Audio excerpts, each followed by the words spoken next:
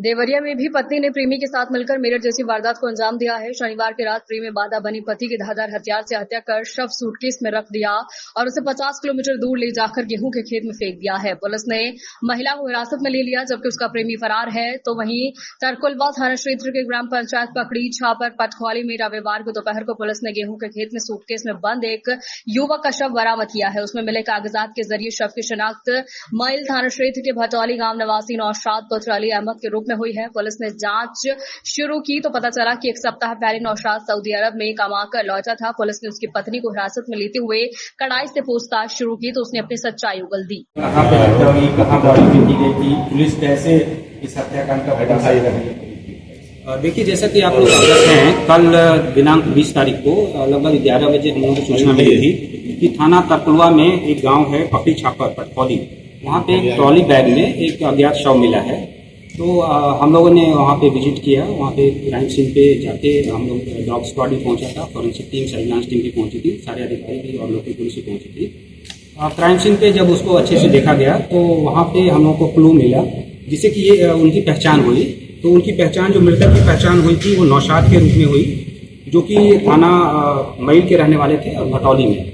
इस संबंध में उनकी जो भाई की पत्नी है नगमा खातून, उन्होंने तहरीर दी और मुकदमा थाने पे मैल पे पंजीकृत किया गया। विवेचना के सिलसिले में फिर इनकी पत्नी जो हैं रजिया सुल्ताना और शिवा है, उनसे पूछताछ करी गई तो उन्होंने अपना जुर्म का इकबाल करते हुए पूरी तरह से बता दिया कि इनकी हत्या में ये खुद भी शामिल रही हैं और साथ में इनके पति का एक भांजा है रोमान और उसका मित्र हिमांशु, ये 3 लोग इस हत्या में शामिल रहे हैं। और ये हत्या शनिवार और रविवार के मध्य की रात्रि लगभग 2 बजे के आसपास की गई थी, प्री प्लान्ड वे में। और फिर उसके बाद ये दोनों, जो रोमान हैं और हिमांशु, ये दोनों रात को ऑफिस में पहुंचे थे। एक बोलेरो गाड़ी प्रयुक्त हुई थी, उससे वो आए थे और हत्या के उपरांत यही ट्रॉली बैग में शव को प्रॉपर्ली लपेट के, और ये दोनों जो रोमान और हिमांशु हैं, इन्होंने चूँकि ये पार्ट टाइम ड्राइवर का काम करते हैं, तो ये अपने बोलेरो को लेकर के आए थे जिसकी हम लोग तलाश कर रहे हैं। और उससे ये वहाँ से बॉडी को लेकर के चले और पुलिस को भरमाने के कारण प्लान बनाते हुए इन्होंने थाना तरकुलवा क्षेत्र में, जहाँ पे फर्स्ट टाइम हम लोग को बॉडी मिली थी, वहाँ इन्होंने इसको डिस्पोज कर दिया था।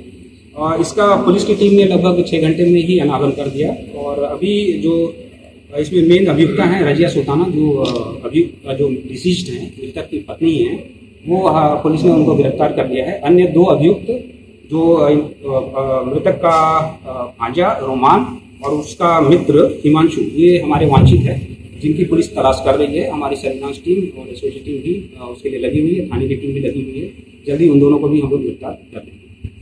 ये अभियुक्ता है, ये जो मृतक है उसका भांजा से थोड़ी इनकी नजदीकियाँ थी और जो मृतक है वो इसको पसंद नहीं करता था। तो इस सिलसिले में दोनों में थोड़ा अनबन रहती थी। और मृतक अभी कुछ 12-13 दिन पहले यहाँ आया था, दुबई में वो काम करता था और वो जाने वाला ही था। तो इसी के कारण इनमें मनमुटाव के कारण इन्होंने प्लान किया है और ये प्री मेडिटेटेड मर्डर है। इसमें पूरी तरह से इसमें आउटलाइन विधि कार्रवाई की जाए। सर, जहाँ पे बॉडी मिली थी वहाँ से पुलिस को क्या क्लू मिला कि वो मई थाना क्षेत्र के भटोली बुजुर्ग गाँव में पहुँचकर महिला को अरेस्ट करती है? देखिए, वहाँ पे हम लोगों को काफ़ी एविडेंस मिले थे। बॉडी को भी अच्छे से देखा गया और जो बैग था उसको भी अच्छे से देखा गया।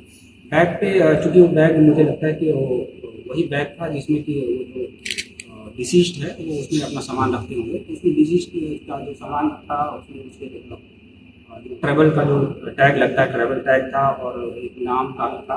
उसी के बैग पे इनके घर का एड्रेस मिल गया। तो घर के एड्रेस से हम लोगों ने इनकी आइडेंटिटी प्रूव करी।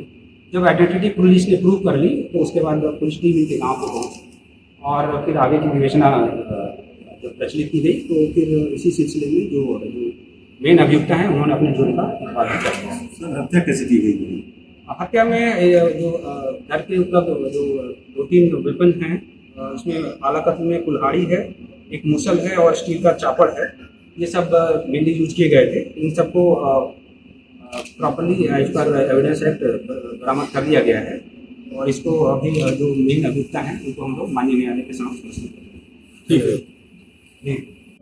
हम एकदम 100% श्योर ये बोलेंगे कि उनकी पत्नी और उसका जो जिससे अफेयर है, जो उसका आशिक है, वही दोनों मिलके मारे हैं।